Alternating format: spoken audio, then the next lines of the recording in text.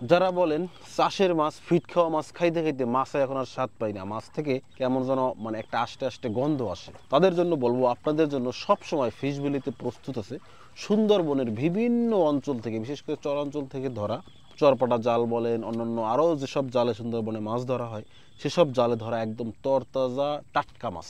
এখানে আমাদের এখানে এক বাস্কেট মাছ আছে। এই যে মাছটা, এটা হচ্ছে একটা সামুদ্রিক মাছ, যেটা একমাত্র সমুদ্রেই পাওয়া যায়, সমুদ্র ছাড়া অন্য কোথাও পাওয়া যায় না। এটার নাম কই কোরাল, অনেকে আবার জাভা কোরালও বলে বিক্রি করে। তো কই কোরাল মাছ মানে কোরাল মাছের যতগুলো প্রজাতি আছে তার ভিতরে অন্যতম একটা স্বাদের মাছ হচ্ছে এই কই কোরাল মাছ। তো আজকে আমাদের এই যে সুন্দরবনের এক বিস্তীর্ণ চরে চরপাটা জাল সেট আপ দেওয়া হয়েছিল এবং সেখানে মাছ ধরা হয়েছে, সারা রাত মাছ ধরা হয়েছে। আর এখন একদম সুবহে সাদিকের সময়, এই সময় আমরা আপনাদেরকে মাছগুলো দেখাইতেছি। তো এখানে এই যে একটা কই কোরাল মাছ আছে, মাশাআল্লাহ কই কোরাল মাছটা 1 থেকে 1.5 কেজির মতো ওয়েট হবে।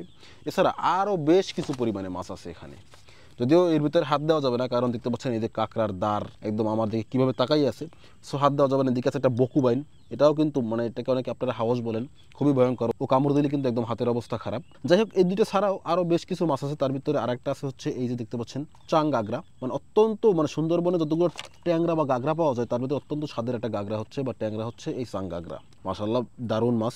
এছাড়া আরও আছে, এছাড়া হচ্ছে এখানে দেখতে পাচ্ছেন এই যে বাগদা চিংড়ি আছে, পোয়া মাছ আছে, সুন্দরবনের পোয়া, একদম যারা নদীর পোয়া খুঁজেন তাদের জন্য হচ্ছে এই সুন্দরবনের পোয়া মাছ।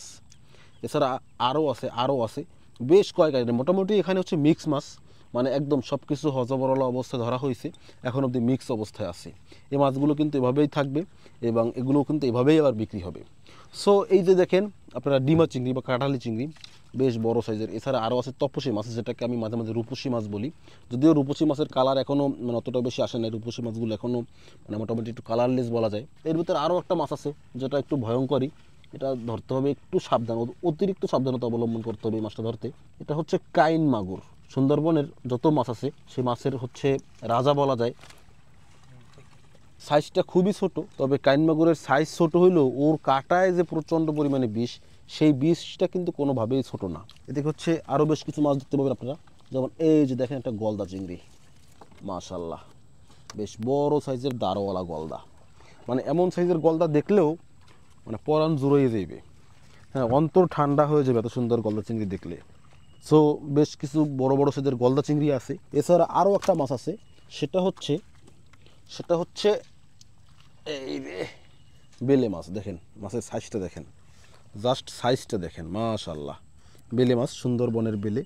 অত্যন্ত স্বাদের এই মাছগুলো হচ্ছে আমাদের জেলে ভাইরা সারা রাত অক্লান্ত পরিশ্রমের পরে ধরেছে এবং সেই মাছগুলোই কিন্তু এখন ওনারা নিয়ে যাবে বাজারে। যদিও এইখান থেকে অধিকাংশ মাছ চলে যাবে, খুব ভালো ভালো কোয়ালিফাইড যে মাছগুলো সেগুলো চলে যাবে আমাদের ফিশ ভ্যালিতে এবং বাকি মাছগুলো চলে যাবে খোলা বাজারে।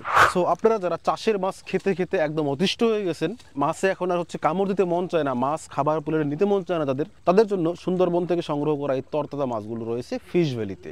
সুতরাং যাদের এমন টাটকা মাছের প্রয়োজন, যারা এমন মাছের স্বাদ দিতে চান, দ্রুত করে যোগাযোগ করুন ফিশ ভ্যালিতে আর এমন ফ্রেশ ও টাটকা মাছের স্বাদ নিন।